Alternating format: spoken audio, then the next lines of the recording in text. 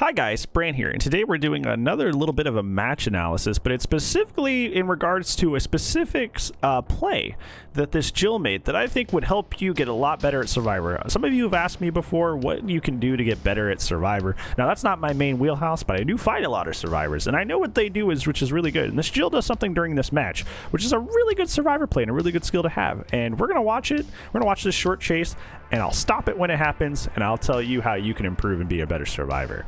By doing the same thing this Jill did. But before we get started, if you like what I do, there is a way to actually like that down there. I'd be pretty cool if you did that. Also, look at that thing right there. That's my Twitch handle. If you want to go follow me on Twitch, so where you can see more matches and fun stuff like this, and we can hang out and play games and do all that wonderful stuff. That's where you'll find me. But without further ado, let's get started. So we have somebody on hook. Jill's going in. She takes the hit there, which is, you know.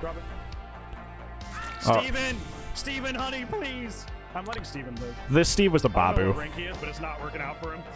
This poor Steve was a babu. It sucked. The wash clothes and be put on them the same day. Yeah, because it's like all hot and warm to him. It's like toasty, you know. All right, so we're running Shack. She waste Shack pallet at 5 gens. Don't do that. Also, don't teabag. Don't do either of the things she just did. Ignore that part. That part was bad. Yes, feed the Myers. Be conscientious. Remember to feed your Myers. Always feed your Myers. Okay, here it is. Okay, so that may have seemed like nothing to you, but that was actually a very, very genius play. Look at what she does again. So she drops Shack. Hold on, let's go all the way back. Gets out in the open here, and I stalk her a little bit. She runs to the 4-wall. This is a 4-lane, or a 4-wall, whatever you want to call it. It's a 4-lane. She runs here. Now, if you look here on the outside, the window that's usually in the 4-lane is not on the outside here. It's on the inside of the 4-lane, which, by the way, is the weaker spawn of this tile. If you ever get a 4-lane as Survivor and the window's not on the outside of the tile, it's worse because you can't vault it and then have access to the rest of the map. You only have access to the rest of the tile, which is weak. So we come here. The pallet's not on this side. So when I come around this corner, the pallet's not on this side.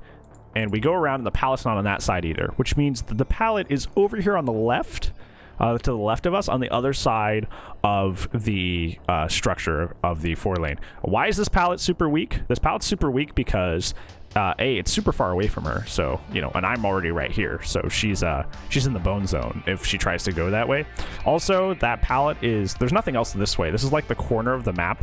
This is like the most northernmost part of the map, so even if we start playing up there, we try to play that tile, even if she makes it, she doesn't have access to the rest of the map up there because it's just like the northernmost part.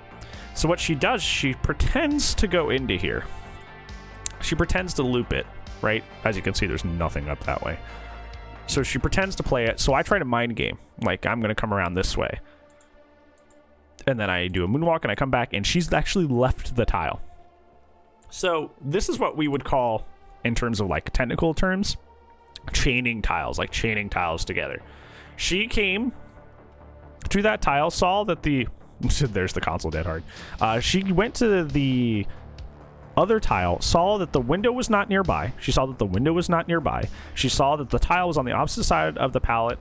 The pallet was on the opposite side of the tile, and she said, "This is dangerous for me. This is dangerous for me.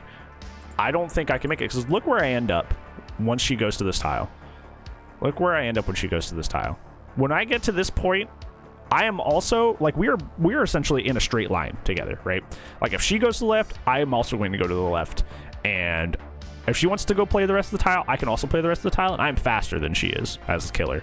So she understands that even though pallets or tiles are typically safe places for survivors, just based on the positioning, this is not going to be a good play for her. And I think this is the biggest mistake that I see survivors make. Is they'll run and they'll run and they'll run, and they think just because they've made it to a tile, this is where I have to make my last stand. Like, they'll make it to a tile, even if it's just like a weak tile, just like a short tile with just 2 rocks and a pallet in the middle. They think that like, just because they made it here, this is where they have to make their last stand. This is where they have to play. And that is not the case. This tile, especially based on where we entered it, was extremely weak for her. Extremely weak for her. And it was starting to get dicey because she knew that the window's between us, so she can't make the window. The tile is on the opposite side, or the pallet's on the opposite side of the tile, so she knows she may not make that in time. So she leaves. She leaves, and she goes to the next tile. You should be doing this as Survivor. Don't overcommit to a tile just because you made it to a tile. If things start to get dicey, if you're not sure if you can make that window, if you're not sure if you can make that pallet, leave and go to the next tile. She runs this long wall, short wall. She gets out of dodge because she's not sure if that window can help her, because it probably can't. She doesn't know if she'll make that pallet in time.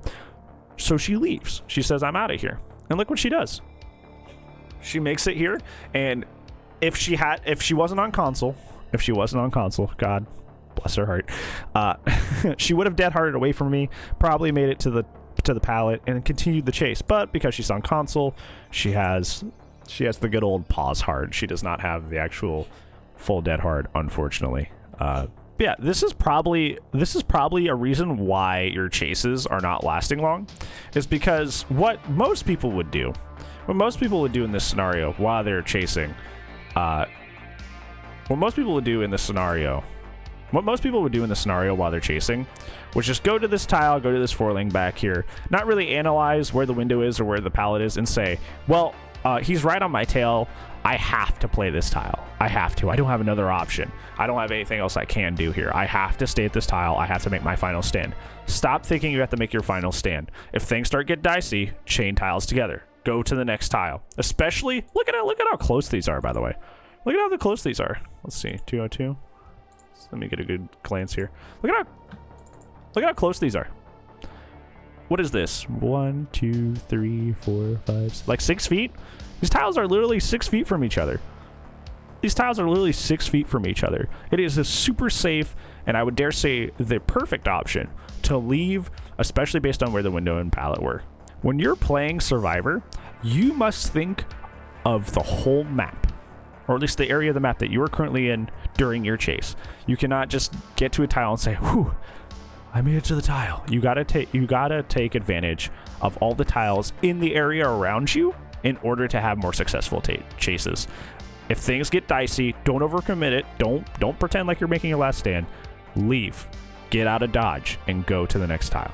And I'm 100% sure that will make your chases last so much longer. I know for a lot of you that like play Survivor more often, you'll be like, of course, duh, cheating tiles is super great, you know? But you gotta understand that to a lot of people, this may not be obvious stuff.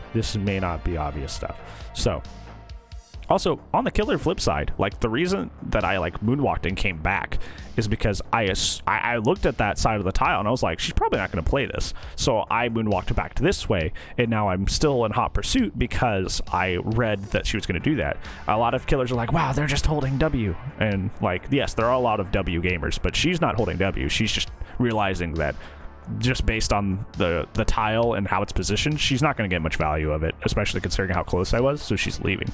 So you should also do that. And as killer, you also recognizing this means you can make better, more informed plays. So yeah, hopefully that was instructional and informative to you, and hopefully you can use that to make more informed decisions as both Survivor and Killer. If you like this video, remember there's a way to like it down here. If you want more of my content for whatever reason, I don't know why you'd want to keep listening to me, but hey, if you would like to, there's the subby button down there that'll keep you more informed about when I upload stuff. And other than that, shut up. Other than that, I will see you in the next YouTube video. I'll see you in the next YouTube video, or I'll see you in the Twitch zone. If I don't see you in either of those places, I'll see you when I see you, friends. I just don't have an interesting outro. Just goodbye, I guess. I don't know.